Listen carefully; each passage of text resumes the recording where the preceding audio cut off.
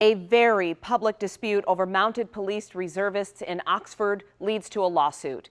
The Village Council recently questioned the legal standing of the mounted unit, and that's generated hard feelings and legal action.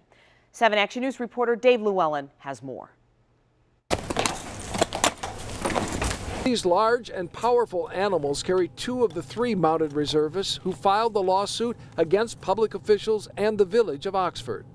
The Village Council decided all of a sudden out of the blue, not only they didn't want that, they also stripped my clients completely of their position as reservists in the village and trashed their good name and reputation, and that's wrong. The very public dispute erupted during a Village Council meeting on January 10th.